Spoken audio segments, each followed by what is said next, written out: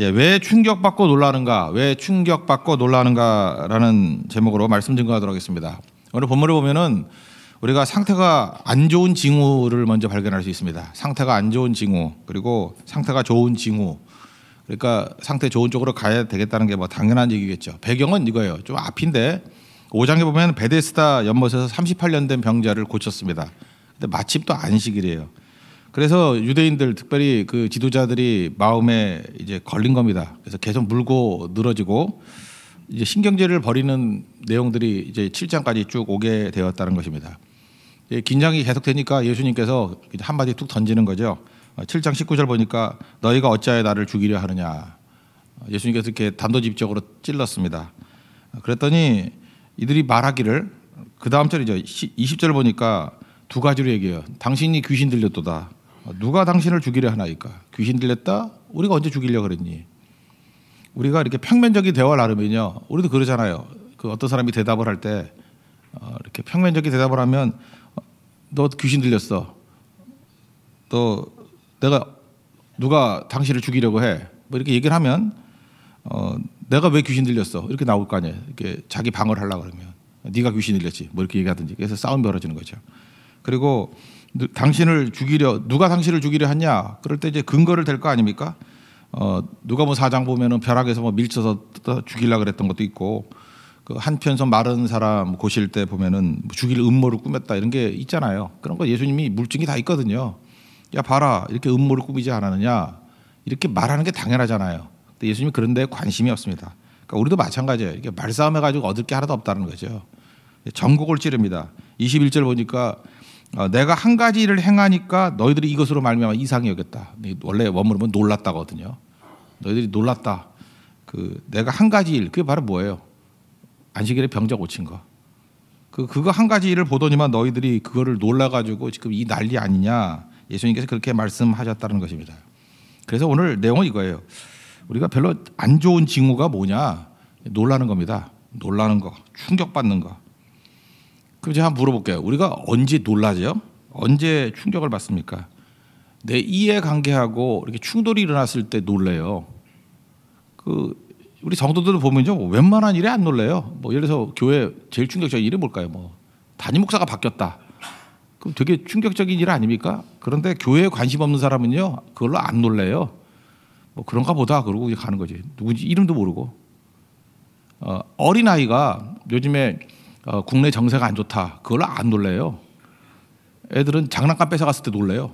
누가 내 거 건드렸어. 그러고 놀라고요. 우리 집 강아지는요, 뭐 집안에 무슨 우환이 있다. 그걸로 안 놀래요. 지 간식 건들면 그때 놀래요. 으르렁대고, 그죠? 누가 내 간식 건드렸냐고. 그러니까 무슨 얘기인지 아시겠죠? 내가 놀라고 내가 충격받는 것은 이해관계예요. 그래서 여러분이 뭐로 놀라는지를 한번 스스로 점검해 보셔. 내가 뭐로 놀라? 그게 나예요. 그게 내가 인생에서 제일 중요한 거고. 그러니까 어떤 사람은 그게 강하고 담대한 게 아니고 관심이 없는 거예요. 뭐 이렇게 영적이 중요한 일이 있을 때 그냥 덤덤한 거예요. 그래? 그냥 그러고 넘어간다고요. 이렇게 성교가 있다 그래도 하나도 파장이 없어요. 니네 일이고 내 일 아니야. 이게 하나됨이 없는 사람들은 별로 놀라지도 않고 충격도 안 받고 그런다고요. 근데 언제 충격받죠? 자기 이해 침해를 당하거나 또 누가 지나가면서 자기 욕 한마디 했다 그러면 그거 못 견디는 거예요. 왜냐하면 내 거거든요. 누가 내 이름을 건드려, 누가 나를 욕을 해. 그래서 그거에 충격받고 그거에 놀란다라는 건 그게 그 사람이라는 것입니다. 그래서 성경은요, 이게 별로 좋지 않은 징후이기 때문에 그 놀라지 말라 그러잖아요. 놀라지 말라.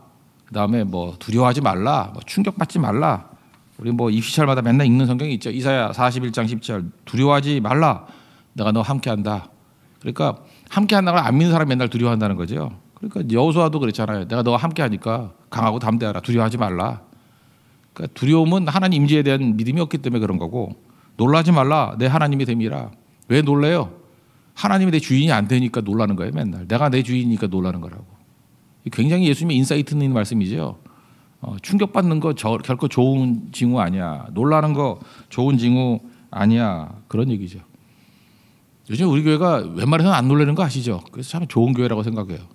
이번 대만 성교 가는데 지금 없으니까 막 얘기해도 되겠네. 떠났으니까 다. 한 사람이 그 여권을 잃어버렸어요. 그러면 옛날 같으면 난리잖아요. 그래서 이거 어떡하나 하는데 평안하더라고요. 뭐 기도하면 되지. 뭐 어떻게 되겠지. 그죠? 기도했더니 찾았죠. 주일 저녁에 파우치를 하나 사는가 봐. 예쁜 파우치를. 그래서 그 자랑한다고 이렇게 자랑하다가 떨어뜨린 거예요. 근데 사실은 그게 우체통에다가 집어넣으면은 돌아오는데 뭐 3, 4일 걸리잖아요. 그래서 우리가 기도했어요. 이게 파출소에다가 누가 좀 갖다 주기를.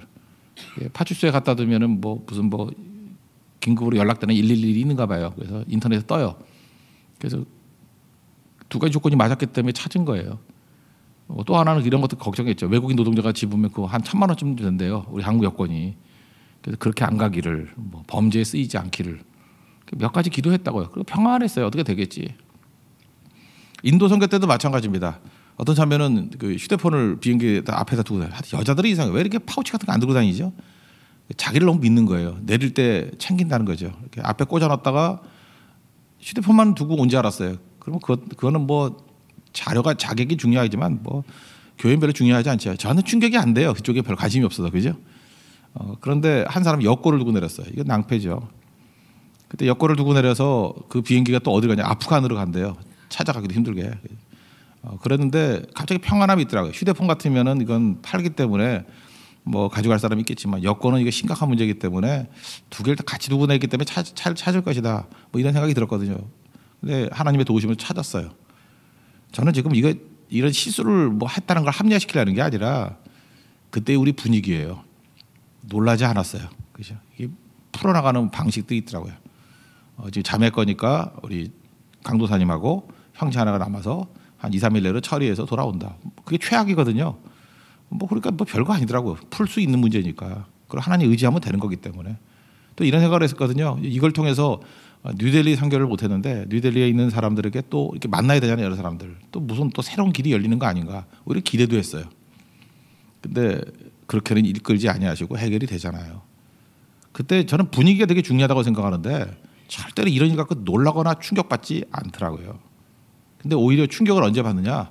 오히려 영적인 상태가 안 좋은 것을 바라보고 하나님 이런 것에 복음이 증거돼야 되는데 보낼 사람이 없군요. 가야 되는데 못 가고 있군요. 오히려 그런 거에도 충격을 받더라고요. 충격의 퀄리티가 달라진 거예요. 여러분들 함부로 놀라지 마십시오. 함부로 충격받지 마십시오. 그 절대로 좋은 거 아니라는 것입니다. 지금 그 유대의 지도자들 보십시오. 이렇게 말도 안 되는 거에 충격받고 난리 부리잖아요. 이게 문제죠. 이들은 지금 본질이 뭐예요? 사실은 충격적인 거는 이렇게 병자가 계속해서 고통당하고 있다는 것을 보고 충격을 받아야 되는데 이 사람들의 충격은 뭐였냐면 안식일에 왜 고쳤냐는 거예요. 왜 그러죠? 안식일법을 자기들이 만들었거든. 그리고 안식일을 유지하는 것이 자기들에게 유익이 되거든요. 그 시스템의 중심이 있기 때문에. 이거 건들면 안 되거든요. 이거 건들면 자기 일자리 없어지고 자기에게 큰 손해가 오는 거예요. 그러니까 이들이 보이는 건 뭐예요? 충격받은 거는 고통받는 사람들이 해방되었고 병든 자가 38년 고통당해서 얼마나 고통당합니까? 그가 건진 바 된 거로는 충격을 안 받아요. 누가 우리 시스템을 건드냐는 거예요. 내 먹고 살 먹거리를 누가 건드냐는 거예요. 그래서 그거에 충격받는 거죠. 여러분 율법주의가 뭔지 아십니까? 율법주의는 이거예요. 본문보다도 주석을 더 중요시 여기는 거예요. 지금도 우리 여러분 싸우는 사람들 보면은 이거예요. 내가 진짜 답답한 게 뭐냐 하면 예를 들어서 성경 갖고도 싸우는 사람도 있잖아요. 그러면 성경보다 자기들 주석을 더 중요시 여겨요. 주석은 그 해석이잖아요. 해석이 어떻게 절대화돼요? 성경 말씀이 절대화돼야죠. 어떤 사람은 예수님보다도 자기가 지지하는 정치 성향을 더 우선시해요. 그 바리새인과 다르지 않아요. 똑같아요, 그거. 그게 좌가 됐든 우가 됐든 똑같은 거라고. 그게 어떻게 더 중요해요? 예수님이 더 중요한 거지. 그러니까 예수 안에서는 하나가 되지 못하는데 자기들 사상 가지고는 하나가 돼. 그렇다 그러면 예수님이 사상 밑에 있는 거죠. 그 바리새인하고 똑같다니까요, 그거. 자기들은 아닌 줄 알아요. 그 시대에 그렇게 살아갔다는 것입니다. 이게 무서운 얘기죠. 생명보다 제도가 더 중요한 거고 하나님 말씀보다 내 생각이 더 중요한 거고 그다음에 성경 저자의 생각보다도 내 해석이 더 중요한 거예요. 이걸 뭐라 그래요? 이걸 율법주의라 그래요. 그래서 여러분들 무슨 주의 하는 거 있죠? 이즘, 주의 주의하십시오. 무슨 주의 하는 걸 진짜 주의하라고요. 우리는 예수님밖에 없다라는 것입니다. 그러면 이제 대안이죠. 두 번째인데 좋은 징후는 뭐냐? 예수님의 임재로 인해서 강하고 담대해지는 거예요. 놀라는 게 아니고 이 권위 얘기했죠. 권위 지난주에 제가 권위 말씀 누가복음 9장에 그 예수님께서 제자들 파송한 이후에 그 권위 얘기했죠. 제자들에게 병 고치는 능력과 권위를 주셨다 그랬죠. 능력은 뭐예요? 뭐가 이룰 수 있는 힘이에요. 파워. 근데 권위는 뭐냐면 authority. 이거는 에쿠시아라는 뜻인데 본질로부터 나오는 그 무언. 이거는 쉽게 얘기하면 권위는 하나님의 임재예요. 내 뒤에 권위가 있다는 건 뭐냐면 내 뒤에 하나님이 계신다는 거고, 저 사람이 권위 있게 일한다는 건 뭐냐면 하나님의 임재 속에서 일하신다는 거예요. 그래서 모든 성경에 나오는 권위는 임재라고 표현하면 돼요. 임마누엘, 하나님이 함께 하시는 거. 그래서 여호수아에게 강조했던 게 뭐예요? 뭐 군대 보내주겠다, 천사 보내주겠다 그렇게 안 하고 권위 주겠다는 거 아니에요. 내가 너와 함께 하겠다. 이게 권위거든요. 권위, authority. 그래서 권위 가지고 일하는 거예요. 권위가 뭐예요? 하나님이 일하시는 거예요. 그 권위 가지고 일한다는 건 뭐죠? 잠깐만 하나님을 보여주는 거예요. 하나님을 드러내고. 어떤 사람이 사업을 해요. 근데 권위 있게 사업을 해요. 거기 사업하는 가운데 하나님이 드러나요. 예수님이 드러나요. 말씀을 증거하는 종이 권위 있는 종이에요. 그 무슨 뜻이에요? 인간적인 얘기가 없고 하나님 말씀만을 증거해요. 그게 권위예요. 그 권위 가지고 나가면 하나님이 함께 하시기 때문에 강하고 담대하죠. 여호수아 1장 뭐 정말 도체 나오잖아요. 언제 강하고 담대해져요? 하나님의 임재가 있을 때. 이번 우리 10차 대만 선교 대원들 위해서 기도하십시오. 권위를 가지고 일하게. 하나님의 임재가 있는 거예요. 그래서 지혜로운 거죠. 하나님이 함께 한다. 그게 권위인데, 권위주의는 뭐 어깨에 힘주고 있는 그런 거 아닙니다. 뭐 이렇게 내가 누군데 까불어 뭐 이런 거 아니에요. 권위는 하나님이 임재예요. 하나님이 함께 한다는 걸 보여주는 거. 그러면 성경에서 말하는 명확하게 하나님이 함께 한 때가 언제예요? 예배죠. 그래서 권위 있는 교회는 예배에 목숨을 걸어요. 예배에 주님의 임재가 있거든요. 그래서 예배를 통해서 일하는 거예요. 그러면 시시하지 않습니다. 놀라거나 세상에 충격받지 않고 언제나 강하고 담대한 종이 될 수 있다는 거예요. 예배 따른 것들은 볼 것도 없어요. 그거. 괜히 저러고 있지만 저거 두려워 떨고 있고 아무것도 아닌 돈 몇 푼에 부들부들 떨고 있고 밤에 앉아가지고 생각하는 게 뭐겠어요. 이익만 생각하고 있고 한마디로 말해서 팔푼이고 삼류예요. 또 하나 언제 하나님의 임재가 있어요? 기도할 때죠. 그래서 권위로 일한다는 것은 충분히 기도하고 일하는 거예요. 우리 교육자들 한번 보세요. 기도 많은 교육자들을 보면은 다른 거 좀 부족하더라도 권위가 있지 않습니까? 왜 권위가 있어요? 하나님이 함께 한다는 거예요. 선교팀도 마찬가지예요.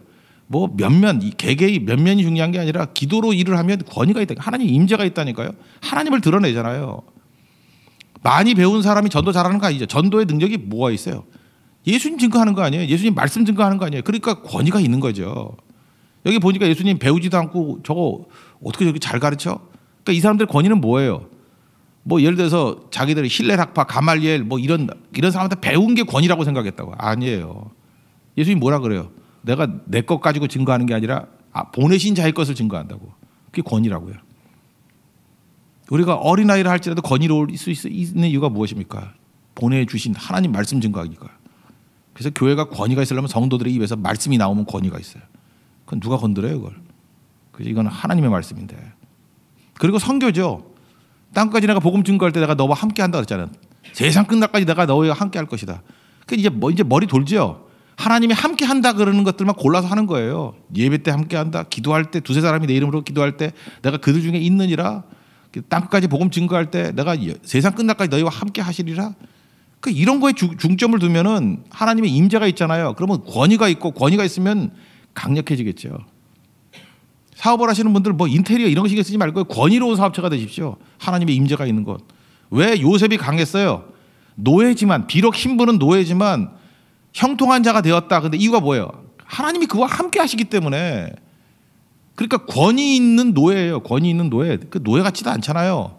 오히려 그 집안을 좌지우지하고 총리인데 하나님이 함께 하는 총리예요. 그러니까 권위 있는 총리죠. 그의 흔들림이 어디 있어요? 나라의 문제를 해결하잖아요. 흉년의 문제를 해결하고 모든 것들을 다 풀어나가지 않습니까? 우리 살 수 있는 게 뭐예요? 나는 잠깐만 죽고 아버지가 살아나게 만들어야 된다는 거예요. 이걸 또 다른 말로 하면 영광이죠. 예수님께서 이렇게도 표현했네요. 18절을 보니까 자기 영광만 구하되 보내시는 이의 영광을 구하는 자는 참되니 그 속에 불의가 없느니라. 그러니까 하나님의 영광을 위해서 산다라는 거죠. 그러니까 어떤 사람이 이렇게 얘기하는 걸 봤어요. 우리 두 가지 영광이 있잖아요. 나의 영광이 있고 하나님의 영광이 있고. 근데 이렇게 한번 이렇게 조사를 해봤다는 거예요. 쭉 보니까 하나님의 영광을 위한 것과 나의 영광을 위한 것이 차이점이 뭘까? 일단은 나의 영광을 구하는 것은 이익이 있더라는 거예요. 내 영광을 구하면은 내가 좀 이렇게 뽀대가 나든지 내 돈이 생기든지 뭐 자리가 좋아지든지 뭐 아니면 칭찬을 듣든지 하여튼 나의 영광은 나에게 이익이 돼요. 반면에 하나님의 영광 그러면 내 생각으로는 손해더라는 거예요. 그러니까 하나님의 영광 그럴 때 다 손해야. 내 돈 집어넣어야 될 것 같이 보이고, 그죠? 내가 몸으로 뛰어야 될 것 같이 보이고, 험한 데 가야 될지 갈 것 같이 보이고. 그래서 이제 감 잡았다는 거예요. 인생의 기준. 참 이게 머리 좋은 사람이죠. 이 또라이들은 이렇게 못 살아요. 똑똑한 사람에게 이렇게 사는 거지. 항상 이렇게 얘기했다는 거예요. 이익과 손해가 있을 때 손해보는 쪽 결정하겠다는 거예요. 누가 와가지고 이 사람 좀 약간 사는 사람이에요. 누가 와서 도와달라 그런다는 거예요. 그럼 갈등이 생기잖아요. 왜 갈등이 생기죠? 적게 도울까 많이 도울까? 적게 도울까 많이 도울까? 그때 꼭 묻는다는 거예요. 무엇이 내게 더 손해지? 많이 돕는 게 손해잖아요. 나한테는. 그래서 좀 많이 돕는데요. 그러니까 이분 돼요. 똑같은 거래요. 뭐 성교 헌금할 때도 마찬가지라는 거예요. 근데 갈등이 있잖아요. 뭐 우리가 무한대 물질이 있는 게 아니니까. 그러니까 적게 할까 많이 할까? 그때 보니까 많이 하는 게 나한테 손해잖아요. 그래서 자기가 있는 여유 안에서 좀 많이 한대 항상. 이분 왜 인생이 그 한 40 정도부터 터닝 포인트였는데 인생이 확 바뀌어 버렸어요.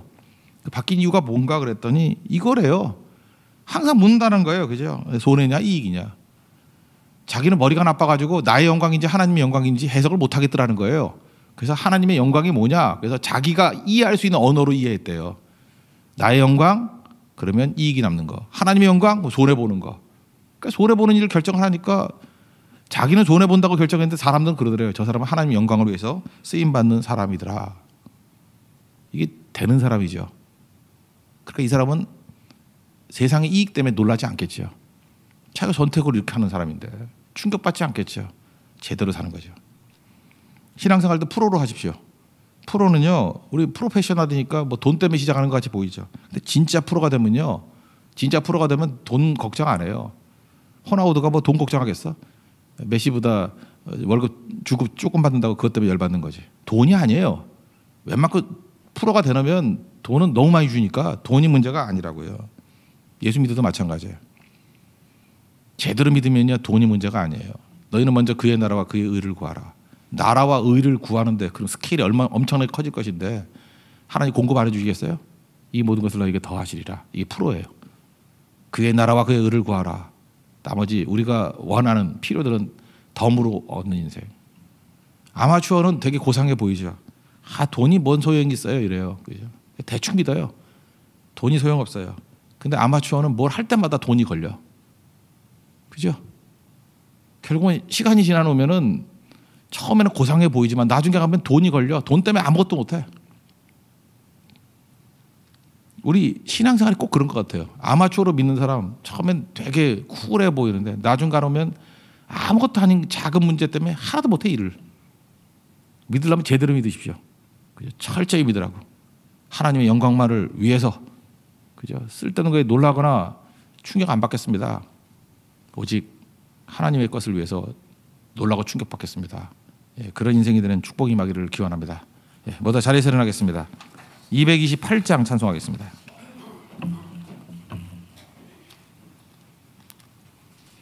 288장